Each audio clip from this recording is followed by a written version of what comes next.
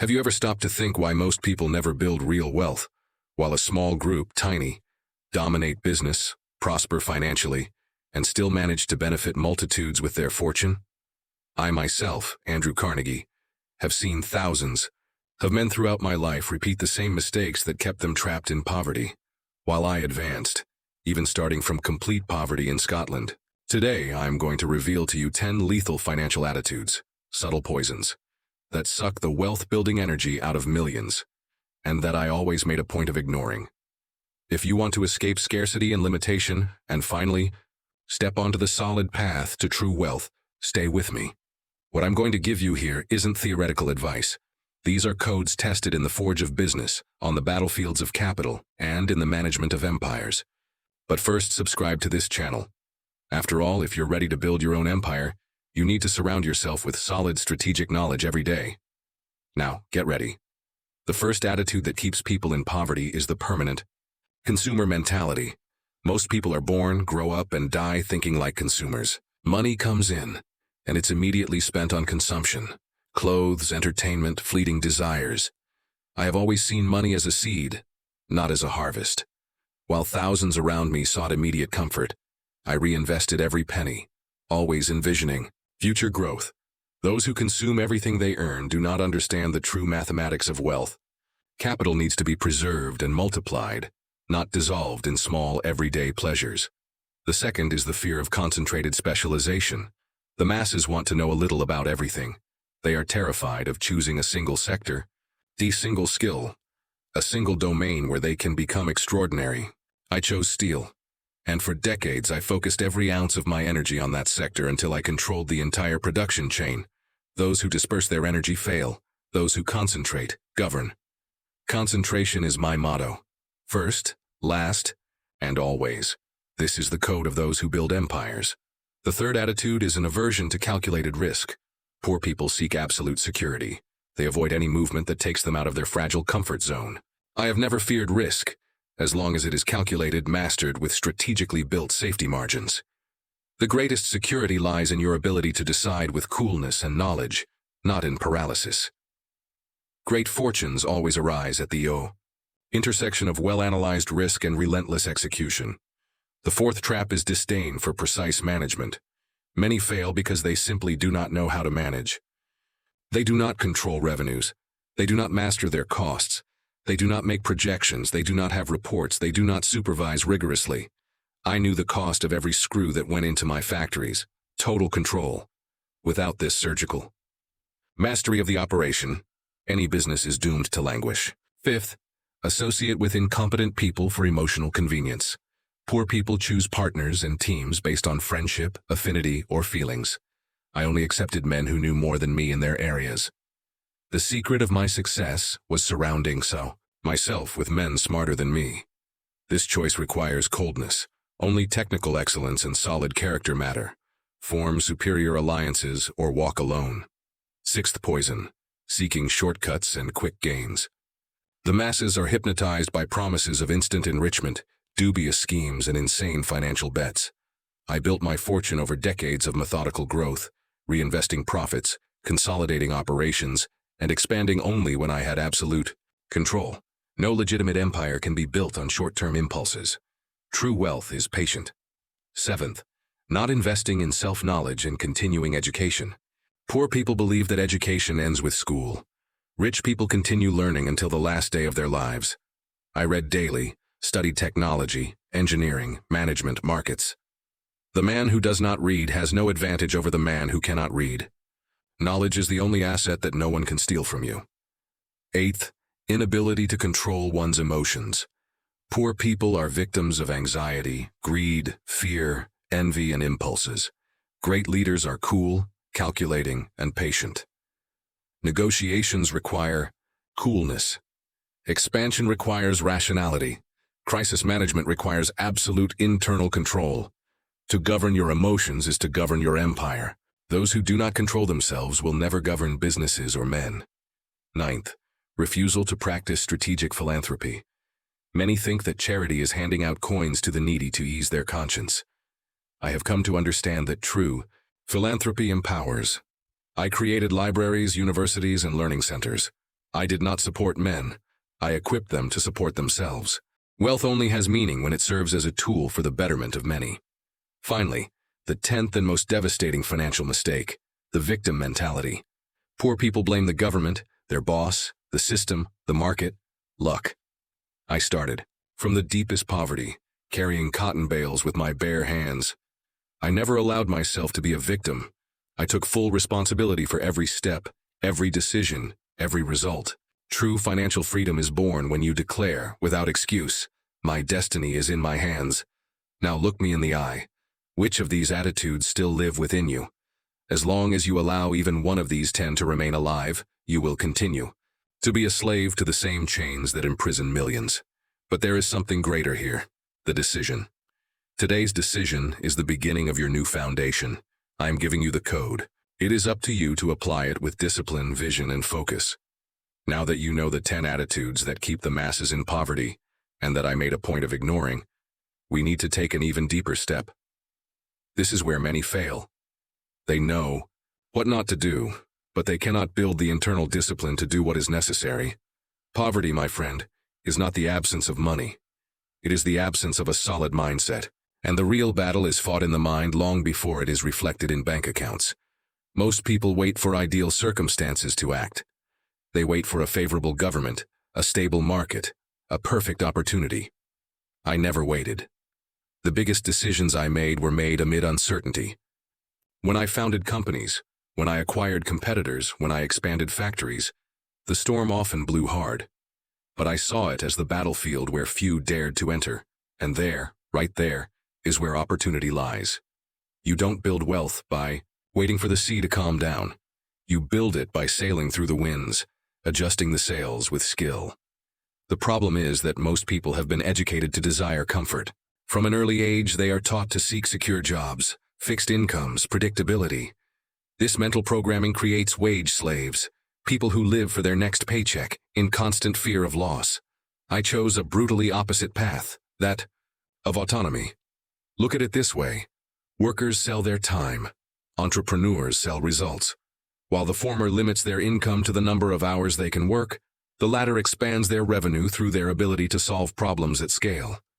That's why I quickly realized that I would never get rich by working hours, but by building systems.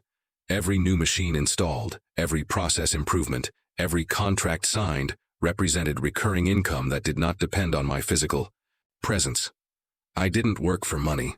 I made money work for me. Here's what few people understand. Freedom is not about having a lot of money saved up. It's about owning productive assets that generate a continuous flow. That's how you run an empire.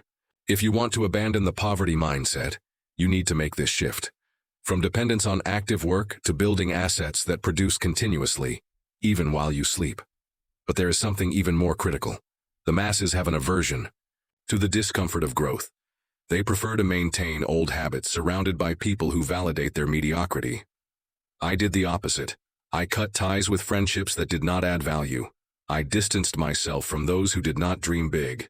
I sought out brilliant minds to challenge me. I surrounded myself with people better than me. This takes courage, because it often involves breaking with your own history. Always remember this. You are the average of the people you spend the most time with. Look around you. See who your 5 main conversation partners are. They represent your income, your mindset, your limits, and your ambitions. If you want to change your financial life, start by changing your dinner table. Feed yourself with elevated conversations, strategic debates, and bold goals. Another lethal poison of poverty is intellectual laziness. The masses say, I don't have time to study. I read every day even when I was already controlling billion-dollar industries. I knew that the business world is dynamic, and those who don't learn become vulnerable. Every day, new technologies, new business models, new threats, and new opportunities arise. The ignorant will be devoured by the informed. Study. Read biographies, finance, strategy, psychology, technology. Become a machine for absorbing and applying knowledge. But understand something even deeper. It is not enough to learn. You must apply with unwavering discipline. The masses fail because they waver. They start a plan but abandon it at the first sign of difficulty. I saw every obstacle as a natural part of the process. Adversity shapes character. It strengthens vision. It eliminates the weak and leaves the field open for those who persevere. True wealth belongs to those who continue when everyone else gives up. I remember well the sleepless nights, the tight balance sheets, the tense negotiations. But in each of those battles, I maintained a brutal clarity. Retreat was not an option. Growth requires going through darkness. If you fear discomfort, you will never have true comfort. And know this: the temporary discomfort of discipline will always be less than the eternal suffering of poverty. Another little spoken secret, but one that was central to my journey, is mastering the leverage of talent. I never tried to do everything myself. From early on, I delegated technical tasks to men more capable than me. My focus was on strategy, the big picture, orderly growth. That is the essence of empire-building leadership, building exceptional teams aligned around grand goals. The small business owner tries to control everything. The empire builder creates armies of talent. But that requires something rare: detachment from the ego. Many fail because they want personal credit. I didn't care about being the brightest. I wanted to be the most successful. And to do that, I let men who were superior in their fields shine under my banner. The result was an unshakable empire. Now, let me give you a reality check. As long as you allow your emotions to rule your finances, you will remain a slave. Fear, anxiety, greed, envy, impulsiveness. These are the invisible chains of poverty. I made decisions worth tens of millions with the coolness of a surgeon. I didn't allow market panic or crowd frenzy to contaminate me. Coolness, rationality, focus, and finally, the centerpiece of it all: purpose. Wealth is not an end. It is a means. My goal was never to accumulate for the sake of accumulating. It was to build something that would transcend my existence. Libraries, universities, learning centers. This was my true legacy. Understand this: true wealth is perpetuated when it serves a greater purpose, when it makes an impact, when it lifts generations. You can choose to live trapped in a cycle of consumption, fear, and mediocrity, or you can decide to build a legacy. But the decision, my friend, will never be intellectual. It will be practical, daily, brutally disciplined. Now listen to me very carefully, because this is where most people fail. Even after understanding the principles, they understand intellectually, but they remain slaves to the little voices inside, their heads to social influences, to emotional addictions. And I tell you with all the coldness I learned on the battlefields of business, it is not knowledge that builds empires. It is the continuous and disciplined execution of knowledge. You see, the minds of most people are constantly sabotaging their progress with useless questions. What if it doesn't work? What if it's too risky? What if I lose what little I have? These inner voices are the invisible guardians of poverty. I silence them with a single superior question: what is the next logical step to expand the domain I am building? That was all that mattered. Most men are prisoners of the fear of failure. I, on the other hand, have always feared the waste of unfulfilled potential more. I prefer 100 calculated failures to living in the comfort zone of mediocrity. It is better to adjust course in the midst of action than to remain static for eternity. Remember, controlled failure is instruction. Paralyzing fear is ruin. Now look around you. How many people have been repeating the same routine for years? Same job, same income, same financial problems, same talk of scarcity. They are waiting for an external miracle to change their lives. I have never believed in luck. Luck is the name the weak give to the invisible work of the strong. I designed my own destiny, block by block, decision by decision, with military discipline and unwavering vision. The next great poison of poverty that few have the courage to face is the comfort of excuses. Most create justifiable narratives for their stagnation. They say, my family didn't teach me, the economy doesn't help, the government is corrupt, life is unfair. And I tell them with brutal honesty, these stories are traps of self-deception. As a child in Dunfermline, Scotland, my family barely had enough to eat. I migrated to the United States in search of work while still a boy. My first job was as a spinner. I was given no advantages. Every penny, every opportunity was earned through meticulous work, discipline, and unwavering vision. I had no privileges. I had purpose. And here is one of the great secrets that separated me from the men who remained in poverty. I understood that I was entirely responsible for my life. I did not control the world, but I always controlled my decisions. While most people spend their energy complaining about external forces, the true wealth builder focuses on what they can build, organize, and improve. If you want to escape mental and financial poverty, you need to take full responsibility starting now. There is no more room for regrets. There is no more room for waiting for recognition from others, a saving inheritance, or a welfare government. You are the cause of your next phase of prosperity, or of your permanence in the same place. But let's go even further. There is a hidden factor that keeps the masses financially small: the disregard for time as the supreme asset. Poor people waste time as if it were infinite. Rich people protect it as if it were the most precious commodity on earth, because it is. I invested my hours in what expanded my domain.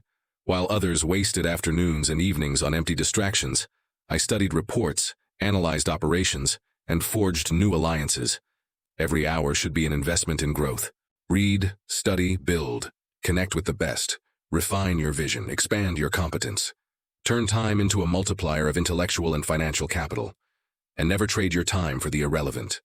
Now let's tackle another root cause of poverty: the inability to visualize wealth on a large scale. Most people can only see small improvements: earning a little more, saving a little more, paying off some debts. I always visualized entire domains. I didn't think about selling steel. I thought about mastering every stage of steel production: extraction, transportation, smelting, distribution. This vision of scale is what separates the small from the giants. Stop thinking about marginal gains. Start seeing how you can build business ecosystems, interconnected assets, multiple sources of revenue, global strategic alliances. Those who think small remain small. Those who think big force the world to reorganize around them. But to do that, there is one last mental code that few can bear to apply: long-term patience combined with aggressive daily action. I had no emotional urgency. I had strategic urgency. I worked hard every day, but I never deluded myself into expecting instant results. I knew that solid wealth takes time to mature, just as molten steel requires constant heat until it reaches maximum strength. Most give up after the first few months of sacrifice. I persevered for years, building brick by brick, while watching my competitors succumb to anxiety. It is this fortress of aggressive patience that builds true empires. Now, my friend, you have the vision. You already know the poisons that corrode prosperity, and you are beginning to absorb the codes that build unshakable wealth. But there is still more to be revealed. In the next few moments, I will take you behind the scenes. We will enter the upper echelons of the game where few can operate, the art of supreme leverage, of people, capital, and influence, the true throne of the empire builder. Now we enter the upper game. Few even have access to this layer, because most remain trapped in small daily transactions. I have always seen that building wealth is not about working harder. It is about pulling levers that multiply the impact of each action. And there are three great levers that I, Carnegie, used systematically to transform a small forge into a global steel empire: people, capital, and influence. Let's start with the lever of people. Herein lies one of the greatest tragedies of the way: poor. They believe they need to be self-sufficient. They want to learn everything, do everything, decide everything, and so they limit their expansion to their own individual capacity. I understood early on that the greatest asset of an empire builder is not his own effort, but his ability to build and lead teams of superior men. The secret of my success was to surround myself with men smarter than me. This is not a catchphrase. It is a practical law of wealth building. Every area of my empire was managed by someone who knew the minutiae of that function far better than I did. Engineers, administrators, negotiators, logistics operators, each shone with freedom within the limits of excellence we set. I provided direction. They executed masterfully. Now pay attention. Choosing superior talent requires coldness and clinical vision. Many fail here because they cannot stand leading men better than themselves. Their ego demands that they be the most competent in the room. I did not have that weakness. I wanted results, not empty recognition. The second major lever is capital. Here, the poor stumble with brutal frequency. They are afraid of money. They do not understand its true role. They see capital as an end. I have always treated it as a tool for expansion. I never hesitated to reinvest heavily, to seek strategic partners, to use calculated financial leverage to accelerate growth. While others hoarded what little they had for fear of scarcity, I multiplied every dollar by putting it to work on a large scale. Understand this. Idle capital languishes. Well-positioned capital multiplies like fire fueled by wind. But beware. I have never been a speculator. My investments were always based on data, operational expertise, and long-term vision. I did not bet on market fads. I built solid, armored structures that were resilient to crises. The third lever, perhaps the most overlooked, is influence. The masses do not understand how the power of influence accelerates business. I cultivated relationships with bankers, politicians, industrialists, and community leaders. Not out of vanity, but out of strategic intelligence. Influence opens doors that money alone cannot buy. It enables mergers, facilitates negotiations, reduces bureaucratic barriers, and provides critical information in advance. Those who govern without influence are vulnerable. Those who dominate networks of influence build invisible walls of protection and expansion around their empire. Now look at how these three levers intertwine. Superior people attract smart capital. Smart capital expands your network of influence. Expanded influence allows you to attract even more superior talent.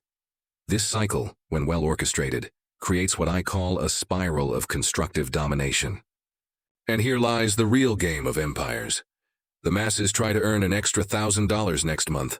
I built machines that generated millions with each new operating cycle.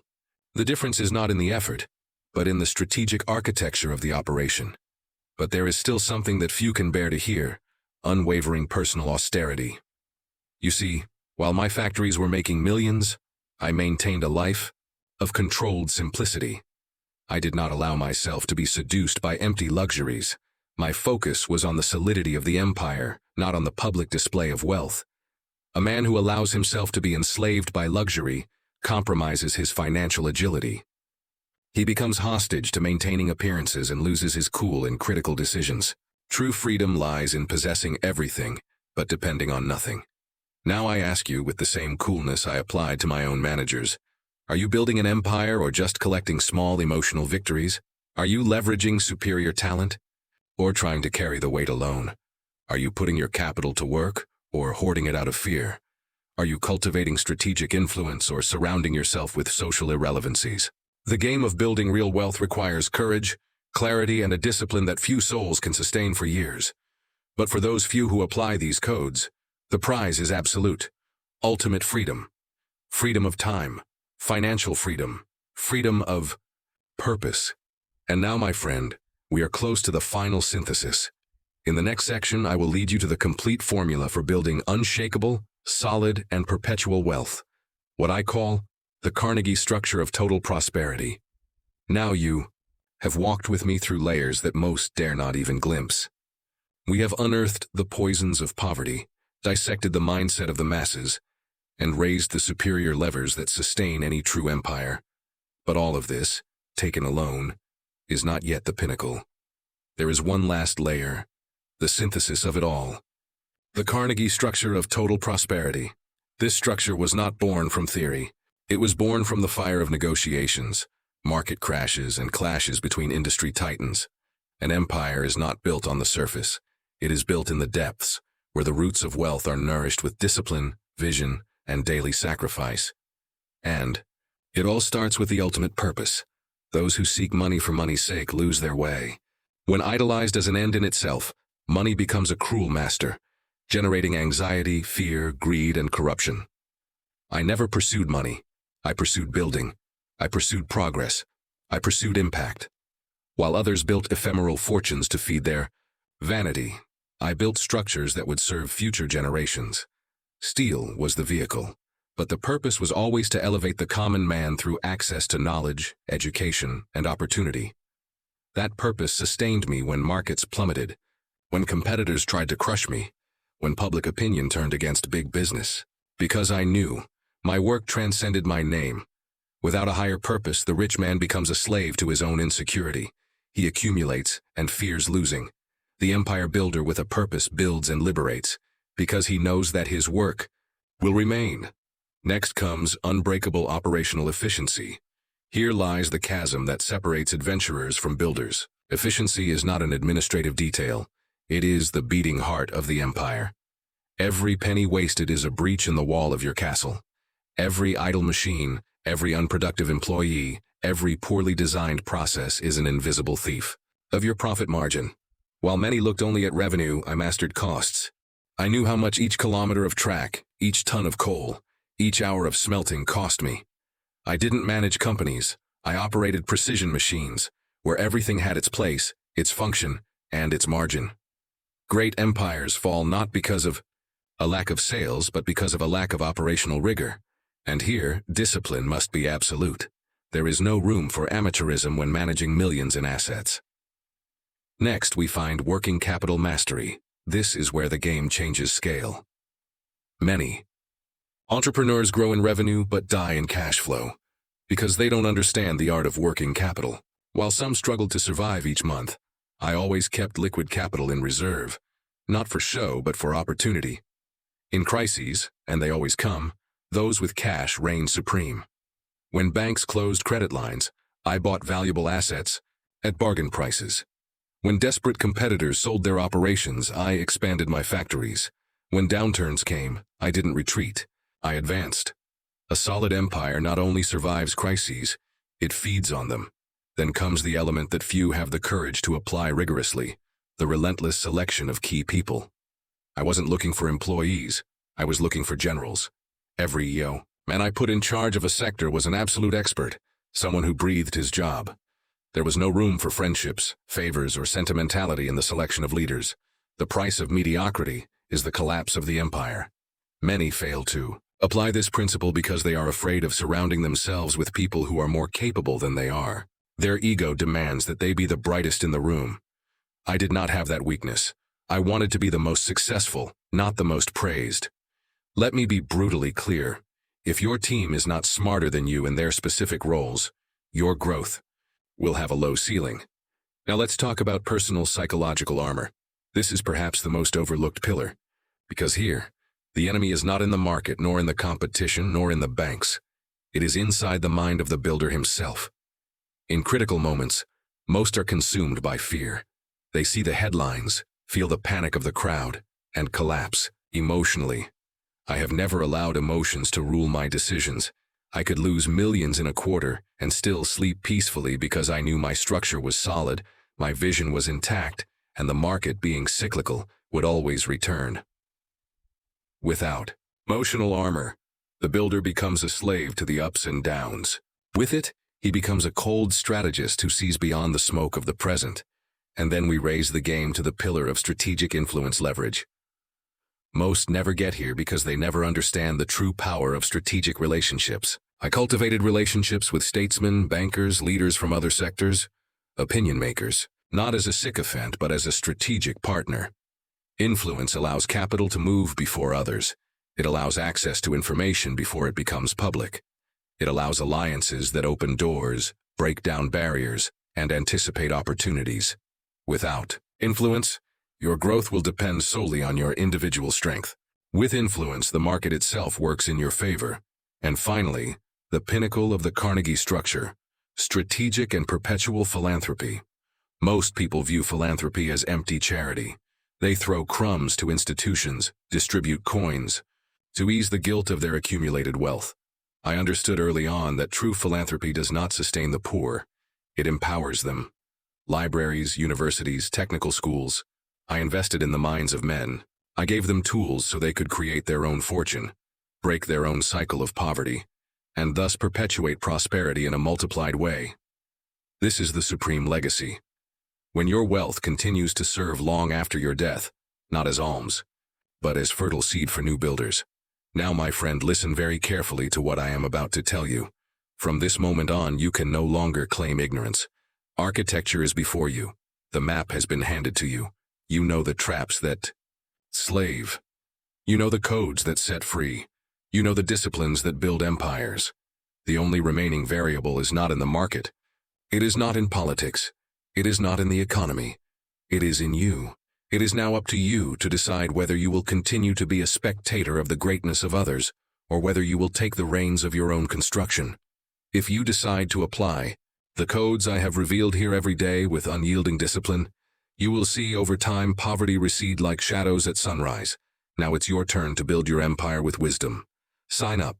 Share this video with anyone who wants to build something great, and remember, true wealth is not inherited. It is built.